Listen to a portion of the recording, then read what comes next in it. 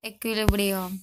Nah, apa itu long run equilibrium? Itu perusahaan yang beroperasi pada struktur pasar persaingan sempurna dalam jangka panjang, tidak ada yang memperoleh extra profit ataupun dia memperoleh kerugian, melainkan dia hanya memperoleh normal profit.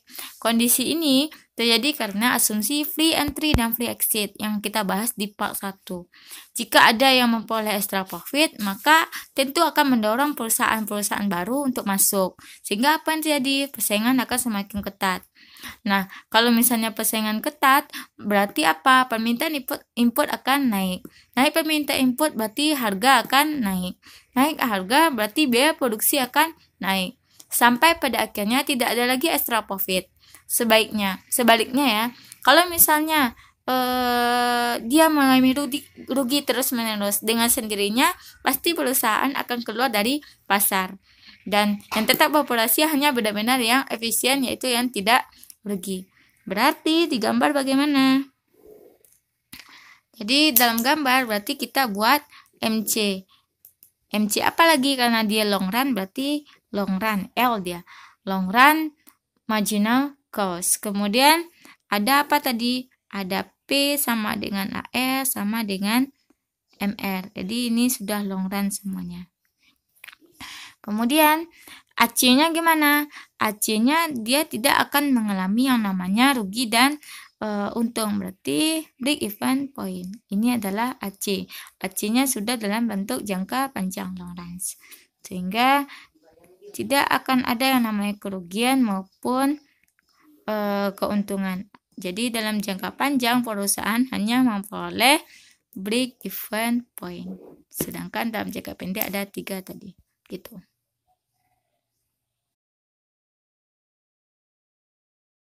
Yaitu mengenai kurva supply bagi perusahaan pada persaingan sempurna. Nah, kita tahu bahwa kurva supply bagi perusahaan pada struktur pasar persaingan sempurna merupakan jumlah yang akan dihasilkan oleh perusahaan pada berbagai tingkat harga saat equilibrium. Dengan syarat perusahaan tersebut tidaklah rugi. Berarti syaratnya tidak boleh rugi dia. Maka perusahaan pasti akan menawarkan barangnya. Berarti kita buat dulu apa? Yaitu keseimbangan. Tadi ini ada P, ada AR, ada MR, ada AC, ada MC. Ini adalah Q. Dimana tadi apa? Buat MC dulu. Mengalami penurunan, kemudian mengalami peningkatan. Ini adalah MC. Kemudian ada yaitu ada yang namanya AR. P sama dengan AR sama dengan MR. Sini ya. P sama dengan AR sama dengan MR. Berarti equilibrium di sini. Perpotongan pada saat MR sama dengan MC. Mana dia? MR sama dengan MC titik E. Tarik dia ke bawah dapat Q equilibrium. Kita buatlah Q1 di sini ya. Tarik dia ke kiri. Ini adalah harga. Berarti kita buat misalnya ini adalah harga pertama. Berarti kalau kita hubungkan dia, maka pada saat harga pertama, Q yang dihasilkan perusahaan adalah sebesar Q1.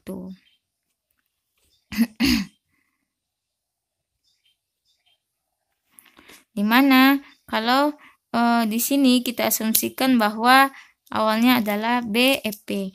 Berarti kalau BEP, maka biaya di mana? Di sini ya.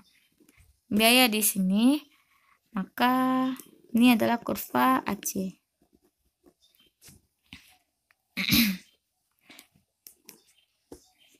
Jadi pada kondisi pada saat P1, maka perusahaan itu adalah break even point.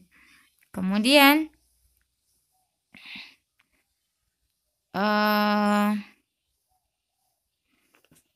pada saat dia berada di titik P0, kita buatlah di sini P0. Berarti di sini perusahaan bagaimana? Perusahaan tentu tidak akan mau beroperasi. Kenapa? Karena di sini pasti dia akan mengalami kerugian. Kemudian pada saat P yaitu sebesar P2, asumsi di sini harga di sini. P2. Berarti perusahaan akan memproduksi sebanyak berapa? Tarik dia ke bawah, itu Q2. Berarti di sini apa? Sebenarnya ada lagi AR yang baru. Kalau misalnya ini misalnya kita buat ada AR yang baru. P2 sama dengan AR2 sama dengan MR2. Maka keseimbangan di E2, maka apa yang terjadi dengan produksi? Naik dia, yaitu sebesar Q2. Kalau ditaruh lagi harga di atas nih di P3 lebih tinggi daripada biaya kan? Nah, biaya di sini gimana? Maka nih titik biaya di AC, pada AC lebih tinggi daripada lebih rendah daripada air. Saya di sini adalah harga dari P3. Nah, bagaimana dengan P3? Maka P3 akan mengalami keuntungan. Terlihat dari apa? Q akan semakin banyak. Q-nya akan bertambah. Nah, jadi jika kita hubungkan titik-titik keseimbangan antara harga dengan Q yang dihasilkan perusahaan, maka kita akan peroleh kurva supply dari perusahaan. Jadi bisa kita lihat kapan dia memperoleh supply perusahaan akan menghasilkan supply, yaitu pada saat perusahaan tidak mengalami kerugian. Kurva MC-nya dari minimum AC ke atas. Jadi dia akan memproduksi dari mirip dengan kurva MC. Mirip kan? Nah, yaitu mulai dari titik minimum AC yang dipotong oleh MC ke atas. Maka itulah kurva supply bagi perusahaan di pasar persaingan sempurna.